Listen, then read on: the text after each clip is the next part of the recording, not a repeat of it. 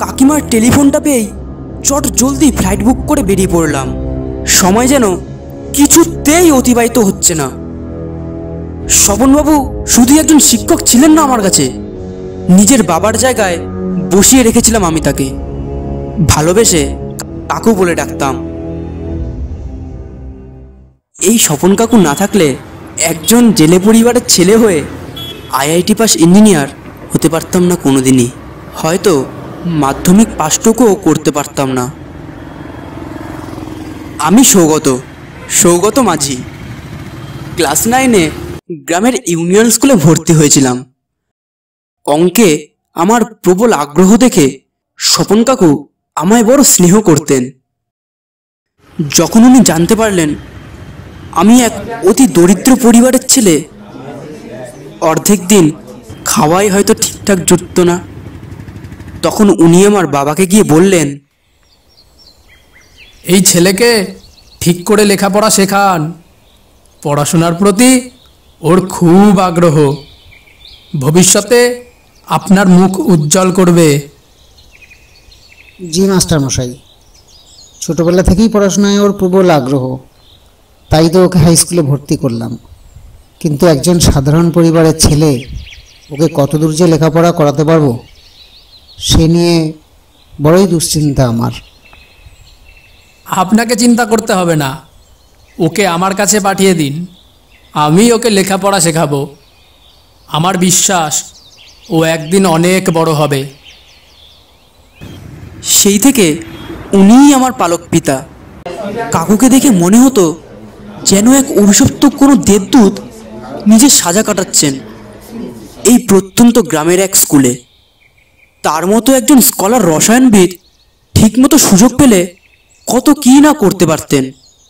কাকু নিজে অনেক দারিদ্রতার মধ্যে পড়াশোনা করে কেমিস্ট্রিতে এমএসসি করেছিলেন। চাকরি পেতে অনেক দেরি হয়ে গিয়েছিল, বিয়েটাও তাই অনেক দেরিতেই হয়েছে। কাকিমার সঙ্গে কাকুর বয়সের পার্থক্য অনেকটা বেশি, তাও সংসারে কোনো অশান্তি ছিল না। অভাব ছিল শুধু একটা সন্তানের। কাকু আমাকে প্রথম যখন বাড়িতে আনেন তখন আমাকে নিয়ে কাকিমার একটু আপত্তি ছিল, কিন্তু পরে কাকিমা বলতো আমাকে পেয়ে নাকি সেই অভাবও পূরণ হয়ে গেছে। কাকু বাড়ির পেছনে একটা ছোট্ট পরীক্ষাগারও বানিয়েছিলেন, অবসর সময় সেখানেই কাটাতেন। গতকাল রাত্রেই কাকুর সাথে কথা হচ্ছিল। কাকু গরিব রোগীদের ক্যান্সারের ট্রিটমেন্টের জন্য একটা দারুণ ফর্মুলা আবিষ্কার করেছেন, এমনটাই শেষ কথা হয়েছিল ওনার সাথে। বলেছিলেন এটা বাজারে আসলে নাকি অনেক কম খরচে ক্যান্সারের চিকিৎসা করা যাবে। আর আজ সকালে কাকিমা খবর দিলেন সেই দেবতুল্য মানুষটির নিজের ল্যাবেই আকস্মিক মৃত্যু হয়েছে। বাড়ি ফিরেই সবার আগে কাকিমার কাছে গেলাম। কাকিমা, কাকু কোথায়? কি করে হলো এসব? রোজকার মতোই তোর কাকু ভোর ভোর প্রাতঃভ্রমণ সেরে অন্যদিনের মতো ল্যাবে গিয়েছিলেন। আমি চা আর বিস্কুট নিয়ে তোর কাকুকে দিতে গিয়ে দেখি উনি চেয়ারে ঢলে পড়েছেন, নিঃশ্বাস পড়ছিল না। সঙ্গে সঙ্গে দাসদাকে খবর দিই, উনি ডাক্তার ডেকে নিয়ে আসলেন। ডাক্তার দেখেই বললেন উনি আর নেই। বললেন হঠাৎ কোনো কারণে সাইট কলাপসড হয়েছে, যা একজন সুস্থ মানুষের হওয়াটা স্বাভাবিক নয়। তাই বললেন পুলিশকে খবর দিতে। পুলিশ এসে তোর কাকুর ল্যাব চেক করে সিল করে দিয়েছে, আর মৃতদেহটা ময়নাতদন্তের জন্য নিয়ে গেছে। দাস কাকা আমাদের 2-4টে বাড়ির পরেই থাকেন। পুরো নাম জয়ন্ত দাস। ব্যাচেলার মানুষ, গ্রামের মানুষের বিপদে আপদে সবসময় পাশে থাকেন। কিন্তু সবকিছু শুনে আমার ভারী অদ্ভুত লাগলো। সাইট কলাপসের ব্যাপারটা নিয়ে গুগলে সার্চ করলাম, জানতে পারলাম এটা খুবই বিরল একটা রোগ। সচরাচর এই রোগটা দেখা যায় না। বিউটেন নামক একটি গ্যাসের সংস্পর্শে আসলে এই রোগ হয়। Butane gas? কিন্তু কাকু কি ল্যাবে বিউটেন গ্যাসের ব্যবহার করতেন? নাকি ক্যান্সারের চিকিৎসার নামে কোনো অসৎ ব্যবসায়ীর কাজ এটা? নাকি কেউ কেমিস্ট ফর্মুলা নেওয়ার জন্য এমনটা করলো ইচ্ছে করে? ঠিক বুঝতে পারলাম না। তাই আমার বন্ধু রাজুকে ফোন করলাম। রাজু কেমিস্ট্রিতে পিএইচডি, এখন কলকাতার ল্যাবে রিসার্চ করছে। রাজু ব্যাপারটা সম্বন্ধে ভালো বলতে পারবে, তাই ওকে সব ঘটনা খুলে বললাম। কাকুর মৃত্যু সংবাদ পেয়েই রাজু বলল, ঠিক আছে, কাল সকালের ট্রেন ধরেই আমি আসছি। বেশি ভোরে রওনা দেওয়ার দরকার নেই। আগে কাকুর ল্যাব পরিদর্শন করার জন্য পুলিশের থেকে পারমিশন লাগবে। সেটা নিয়ে কোনো সমস্যা নেই। কাল সকালেই তুই কোনো উকিল ধরে কোর্টের থেকে অনুমতি নিয়ে আয়, তাহলেই পুলিশকে সঙ্গে নিয়ে আমরা ল্যাব দেখতে পারবো। আর যদি কোনো সাহায্য না পাস তাহলেও আমায় বলিস। একজন ডিসির সাথে আমার ভালো সম্পর্ক আছে, উনি চাইলেই সব ব্যবস্থা করে দিতে পারবে। রাজুর সঙ্গে কথা শেষ করে ঘরে এসে দেখি কাকিমা নীরব হয়ে বসে আছে।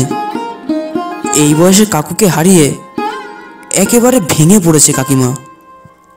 আমি ঠিক কী বিষয়ে সন্দেহ করছি তার কাকিমাকে জানালাম না। জানালে হয়তো আরও কষ্ট পাবে। শুধু কয়েকটা কথা জিজ্ঞাসা করলাম। ইদানিং কি অচেনা কেউ কাকুর সাথে দেখা করতে এসেছিল? কিংবা অচেনা কারোর সাথে কি কাকুর ফোনে কথা হতো? না, অচেনা কেউ তো আসেনি। তবে কাল সন্ধ্যায় তোর বন্ধু রাজু এসেছিল। রাজু গতকাল এসেছিল? হ্যাঁ, গতকালই তো এসেছিল। তোর কাকু ওকে নিয়ে গিয়েছিল ল্যাব দেখাতে। অনেকক্ষণ কথাও হয়েছিল দুজনের মধ্যে। কাকিমার মুখ থেকে রাজুর কথা শুনে আমি হতভম্ব হয়ে গেলাম। এক্ষুনি তো রাজুকে ফোন করলাম এ বিষয়ে, কই ও তো কিছু বলল না। তবে রাজুই কিছু করেনি তো? দুজনেই রসায়নবিদ, রাজুও রিসার্চ করছে।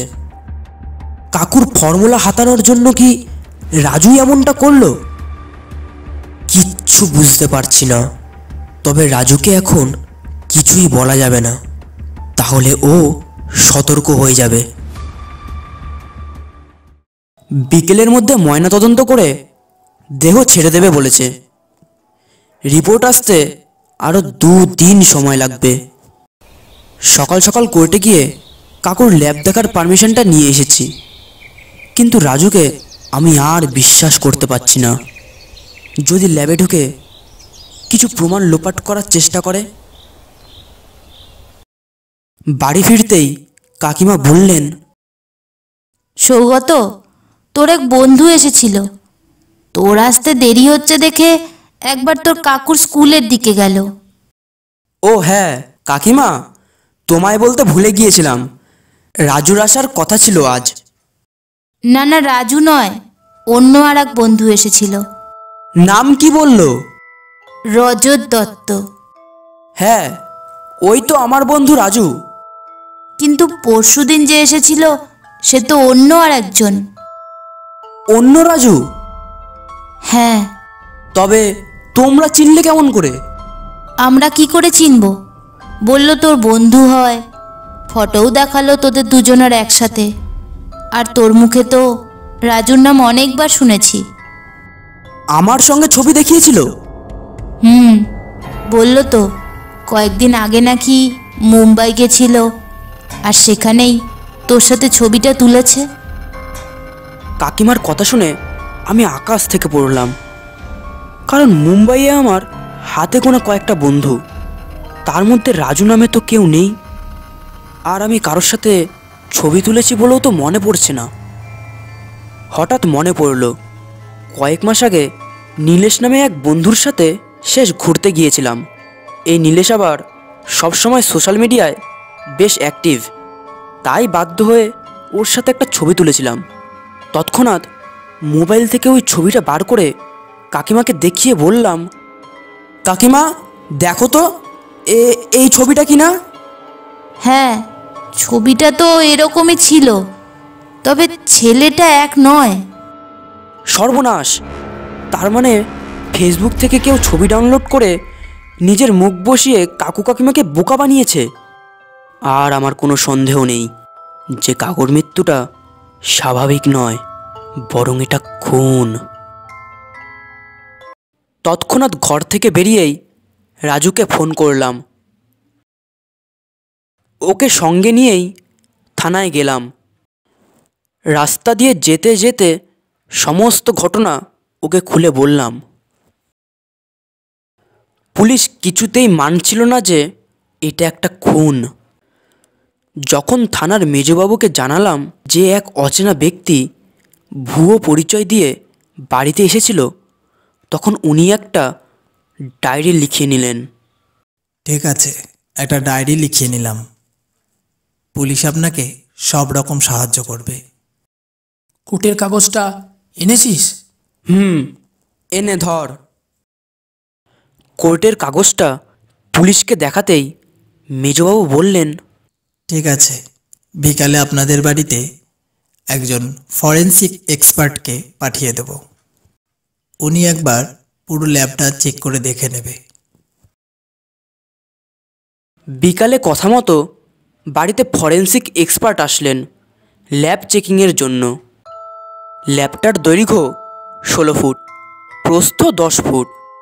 ঘরের একদিকে বড় বড় দুটো আলমারি, টেবিলের ওপরে রাখা একটা তুলাযন্ত্র, একটা বার্নার, কতকগুলো বড় বড় জার আর ফানেল। ল্যাবে ঢুকতেই দরজার ঠিক উল্টো দিকে একটা মাঝারি সাইজের টেবিলে রাখা 3খানা ডায়েরি আর কিছু কাগজপত্র।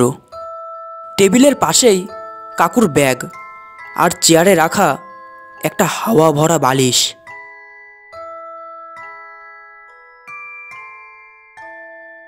ফরেন্সিক রিপোর্টার ঘরের প্রত্যেক জায়গা থেকে আঙ্গুলের ছাপ সংরক্ষণ করে নিলেন। আর আমি পুরো ঘরটার ছবি তুলে রাখলাম। ফিঙ্গারপ্রিন্ট নেওয়া হয়ে গেলে আমরা সমস্ত জিনিস হাতিয়ে দেখা শুরু করলাম। দেখলাম টেবিলে 2021, 22, 23-এর ডায়েরি রয়েছে, কিন্তু 2024-এর ডায়েরিটা নেই। চেয়ারে যে হাওয়া ভরা বালিশটা রয়েছে, ওটার মুখটাও খোলা, চুপসে পড়ে আছে। ওটাকে স্পর্শ করিস না, একটু পরীক্ষা করে দেখতে হবে। অফিসার, এই বালিশ থেকে ফিঙ্গারপ্রিন্ট নিয়ে নিন। অনেক সময় বসে থাকতে থাকতে কাকুর পিঠ ব্যথা হয়ে যেত, তাই বালিশটা ওইভাবে রেখেছিলেন। কিন্তু মুখ খুলে বালিশের হাওয়া বেরিয়ে গেল কিভাবে? আপনি বালিশটাও নিয়ে যান, পরীক্ষা করে দেখতে হবে, যদি কোনো কেমিক্যাল পাওয়া যায়। ঘর থেকে আর তেমন কিছু পাওয়া গেল না। সমস্ত ফিঙ্গারপ্রিন্ট সংগ্রহ করে রিপোর্টার চলে গেলেন। আমি কাকিমার ঘরে এসে কাকিমাকে জিজ্ঞাসা করলাম, কাকিমা, কাকু এবছরের ডায়েরি লেখেননি? হ্যাঁ, করেছিলেন তো। মাঝে মাঝে রাতে শোয়ার সময় এ ঘরে নিয়েও আসতেন। তার মানে আমার অনুমানই ঠিক, কেউ ফর্মুলাটা চুরি করার জন্যই এই খুনটা করেছে। পরের দিন সকালে কাকুর বডিটা চলে আসে ময়না তদন্ত হয়ে। রিপোর্টটাও 2-3 দিনের মধ্যে চলে আসবে বলেছে। আমি কাকুর মুখাগ্নি করলাম। অন্তিম কাজ সারা হয়েছে। বন্ধু রাজু চলে গেছে, বলেছে আবার শনিবারে আসবে। অপেক্ষায় আছি, এখন কবে পোস্টমর্টম রিপোর্টটা হাতে পাবো।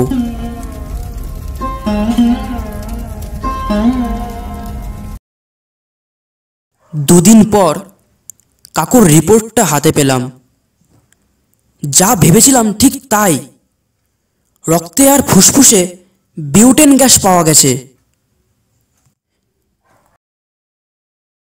থানার মেজবাবু কাকিমার সামনে স্কেচ আর্টিস্ট বসিয়ে ওই আগন্তুকের একটা আনুমানিক ছবি তৈরি করালেন।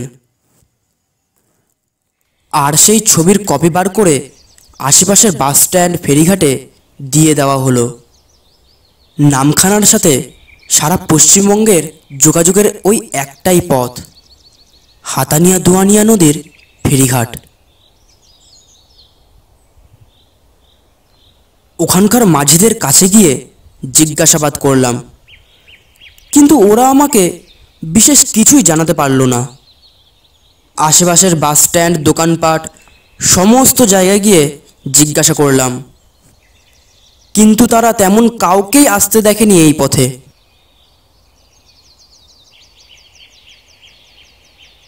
একটাই মাত্র আশার আলো দেখা গেল যখন দাস কাকু জানালেন, আমি দেখেছিলাম যেদিন ঘটনাটা ঘটেছিল তার আগের দিন সন্ধেবেলা রাস্তা দিয়ে একজন অচেনা ব্যক্তি হাঁটাহাঁটি করছিল। বাহ, খুব উপকার হলো, কিন্তু লোকটি কিরকম পোশাক পরেছিল একটু বলতে পারবে? একটা আকাশি রঙের জামা আর একটা ধূসর রঙের প্যান্ট পরেছিল লোকটা, আর তেমন কিছু লক্ষ্য করিনি। অসংখ্য ধন্যবাদ দাস কাকা, এতেই কাজ হবে। কাকিমার কাছ থেকে যা বর্ণনা পেয়েছিলাম দাস কাকার বর্ণনার সাথে অধিকাংশটাই মিলে গেল। আমি নিশ্চিত হলাম লোকটা নিশ্চয়ই আশেপাশে কারোর বাড়িতে আশ্রয় নিয়েছিল। কাকু কাকিমার কল হিস্ট্রি থেকে বিশেষ কাউকেই পাওয়া যায়নি, সবই স্থানীয় লোকজন আর আমার নম্বর। কাকু সব থেকে বেশি কল করেছে দাস কাকাকে। কল লিস্টে সন্দেহজনক তেমন কাউকেই পাওয়া গেল না। ইতিমধ্যেই খোঁজ পেলাম বালিশের মধ্যে হাওয়ার সাথে বিউটেন গ্যাস মেশানো ছিল। এখন তা পুরোপুরি নিশ্চিত। জানালা, দরজা, টেবিল, চেয়ার সব কিছুতেই শুধু কাকু কাকিমা, দাসদা আর ডাক্তারের ফিঙ্গারপ্রিন্ট পাওয়া গেছে। অপরাধী যে খুব সাবধানী সে ব্যাপারে আর কোনো সন্দেহ নেই। পরের দিন বিকেলে ছাদে দাঁড়িয়ে ব্যাপারটা নিয়ে গোড়া থেকে ভাবা শুরু করলাম। একজন আগন্তুক আমার বন্ধু সেজে এ বাড়িতে আসলো। পরিচয় হিসেবে আমার সাথে ছবি দেখিয়ে কাকু কাকিমার বিশ্বাস অর্জন করলো। তারপর কাকু সেই আগন্তুককে নিজের ল্যাব দেখাতে নিয়ে গেলেন। ল্যাবে গিয়ে ওই লোক কোনোভাবে কাকুকে অন্যমনস্ক করে দিয়ে 2024-এর ডায়েরিটা ব্যাগে ঢুকিয়ে নিয়েছে আর নিজের ব্যাগ থেকে বালিশটা বার করে চেঞ্জ করে দিয়েছে। কিন্তু এই কাজটা করতে যথেষ্ট সময় লাগবে। আর তার থেকেও বড় কথা, কাকু ল্যাব থেকে বেরোনোর সময় তার এত ইম্পর্ট্যান্ট একটা ডায়েরি ব্যাগে আছে কিনা সেটা দেখবেন না। না, এই গল্প ঠিক মানাচ্ছে না। দ্বিতীয় সম্ভাবনা, সেই ব্যক্তি কথা বলার ফাঁকে কাকুর কাছ থেকে ল্যাবের চাবিটার ছাপ নিয়ে নিয়েছে। পরে রাত্রেবেলায় সবাই ঘুমিয়ে পড়লে সেই ব্যক্তি নিজের কাজ সেরে ল্যাবে তালা মেরে চলে গেছে। সকালবেলা কাকু প্রাতঃভ্রমণ সেরে ল্যাবে এসে যখন চেয়ারে বালিশে হেলান দিয়ে বসলেন, তখন বালিশের মুখ আলগা থাকায় ধীরে ধীরে বালিশের ভেতর থেকে বিউটেন গ্যাস বের হয়, আর সেই গন্ধে কাকুর মৃত্যু হয়। কিন্তু বিউটেনের গন্ধ কাকুর তো টের পাওয়া উচিত। প্রাতঃভ্রমণ থেকে এসে কি উনি তবে ঘুমিয়ে পড়েছিলেন? আচ্ছা, বালিশটা যদি সেই ব্যক্তি নিয়ে এসে রাতের বেলায় বদলে দেয়, তবে সেই বালিশে তো কাকিমার আঙুলের ছাপ থাকার কথা নয়। হয়তো কাকিমা যখন কাকুকে চা দিতে ল্যাবে এসেছিলেন, তখন কাকুর ওমন পরিস্থিতি দেখে তাড়াহুড়োতেই কাকিমার আঙুলের ছাপ বালিশে লেগে যায়? না, সবকিছু কেমন যেন গুলিয়ে যাচ্ছে। এই রহস্য যেন ক্রমশ আরো জটিল হয়ে যাচ্ছে। কিচ্ছু বুঝতে পারছি না, কে এই ব্যক্তি? এইসব নিয়েই ভাবাভাবি করছি। হঠাৎ মাথায় একটা খেয়াল আসলো।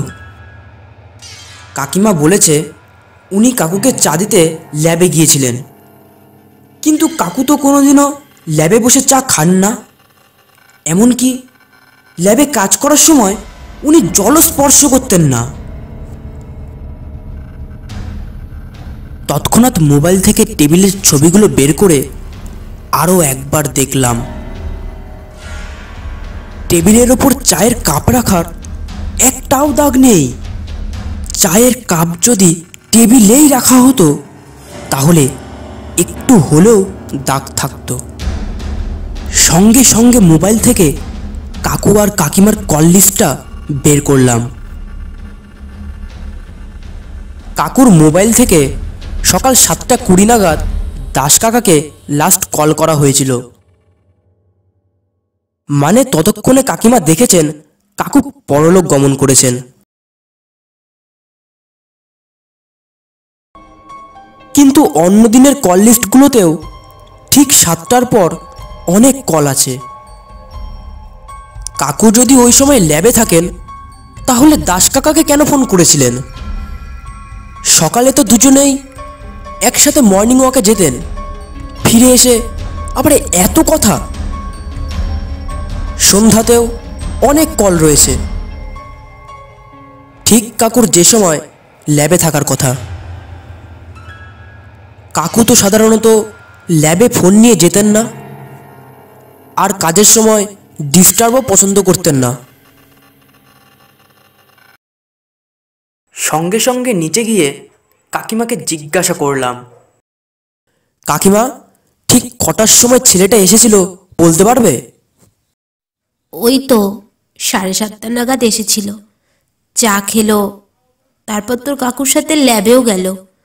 8:15 কি 8:30 নাগাদ চলে গেল।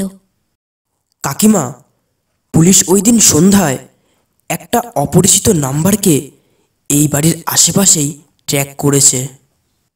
একটা ফোন কলও এসেছিল 8:45 নাগাদ।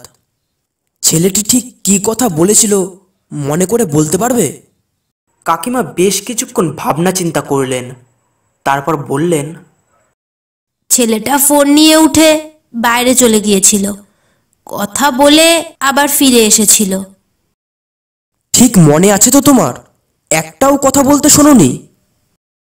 হ্যাঁ, ওই হ্যালো বলেই তো বেরিয়ে গেল।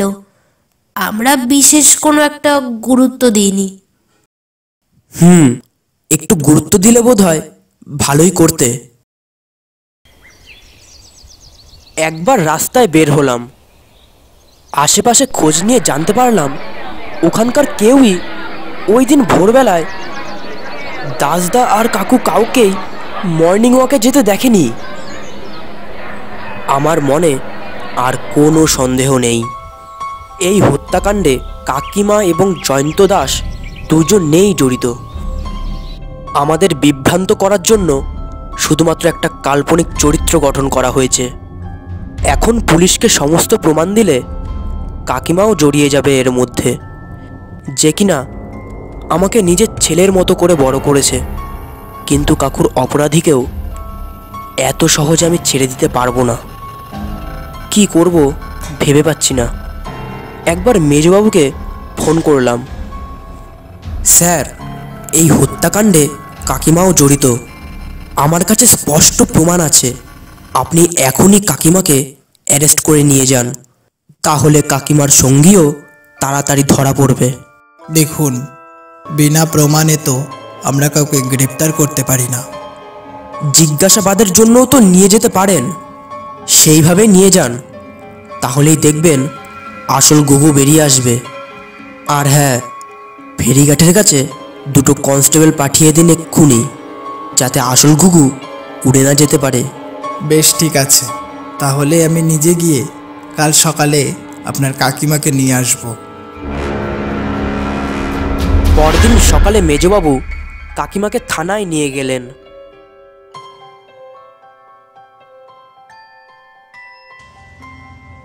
গোটা গ্রামে রটিয়ে দিলাম। পুলিশ কাকিমার বিরুদ্ধে পাকাপোক্ত প্রমাণ পেয়েছে। থানায় নিয়ে গিয়ে পুলিশ কাকিমাকে 3rd ডিগ্রি দিচ্ছে, আর কাকিমাও স্বীকার করেছে এই কাজে তিনি একা নন, তার সঙ্গে একজন সহকর্মীও আছে। এখন শুধু তার নাম জানাটাই বাকি। যা ভেবেছিলাম ঠিক তাই। দাস কাকার বাড়িতে গিয়ে দেখি দাস কাকা নেই। বিকেলবেলায় থানায় গিয়ে কাকিমাকে ফিরিয়ে নিয়ে আসলাম। মেজবাবু জিজ্ঞাসা করলেন, কাকুর হত্যাকারীকে ধরার জন্য এত প্রেশার দিচ্ছিলেন, আর আজ নিজেই তাকে ছাড়িয়ে নিয়ে যাচ্ছেন। আসল অপরাধীকে তো ধরতে পারলেন না, তাহলে শুধু শুধু এনাকে আটকে রেখে কি লাভ? আসল অপরাধী গ্রাম ছেড়ে আগেই চলে গেছে। আপনারা একটু খেয়াল রাখবেন যাতে আসল অপরাধীকে খুব তাড়াতাড়ি আটক রাখা যায়। দেখুন, আমরা যথেষ্ট চেষ্টা করছি। যদি কোনো খবর পাই অবশ্যই আপনাকে জানাবো। এবার আপনারা আসতে পারেন। সারা রাস্তায় কাকিমার সাথে একটাও কথা বলিনি। বাড়িতে এসে কাকিমা নিজেই মুখ খুললেন। শেষমেশ তুই আমাকেও সন্দেহ করছিস? সন্দেহ হতো না যদি তুমি আমার একটা মিথ্যা কথাকে সাপোর্ট না করতে। সেদিন সন্ধ্যায় কোনো অপরিচিত ফোন নাম্বারই এই এরিয়ায় অ্যাক্টিভ পাওয়া যায়নি। তোমার আর দাস কাকার প্ল্যানটা অনেকটাই নিখুঁত ছিল, কিন্তু তোমার করা ওই একটা ভুল তোমার নিজের বানানো জালে নিজেকেই ফাঁসালো। তোমার নিজের দোষেই তুমি ধরা খেলে, কিন্তু দাস কাকাকে আমার সন্দেহ হতো না। যদি না দাস কাকা বলতো তিনি ওই অচেনা ব্যক্তিকে রাস্তা দিয়ে যেতে দেখেছেন। এখন আর কোনো সন্দেহ করছি না, যথেষ্ট প্রমাণ সহকারেই বলছি তুমি আর জয়ন্ত দাসই আসল অপরাধী। প্রমাণ দিয়ে তোমাদেরকে আর জেলের ঘানি টানালাম না, কারণ নিজের মায়ের মতো করে ভালোবাসতাম তোমাকে। কিন্তু আজ থেকে তোমার সাথে আমার সমস্ত সম্পর্ক শেষ। কি করতাম আমি? একেই আমার থেকে অনেক বেশি বয়সী একজন মানুষ, তার ওপর সারাক্ষণ নিজের কাজ নিয়েই ব্যস্ত থাকে। এত বছর বিয়ে হয়েছে, না কোথাও ঘুরতে নিয়ে গেছে, না একটা সন্তান দিতে পেরেছে। যদি কাজই সব, তাহলে বিয়েটা কেন করেছিল আমায়? তুমি কাকুকে বলে ডিভোর্স করতে পারতে। কাকু কি তোমাকে ডিভোর্স দিত না? নিজের মান সম্মান বাঁচাতে এই বাড়ি আর জীবন বীমার এত এত টাকা। আমার মনে হয় না তুমি আর এই জীবনে জীবন বীমার টাকাগুলো পাবে। আর এখন তো পেনশনটাও উঠে গেছে। তবে হ্যাঁ, এই বাড়িটা থাকলো তোমার জন্য।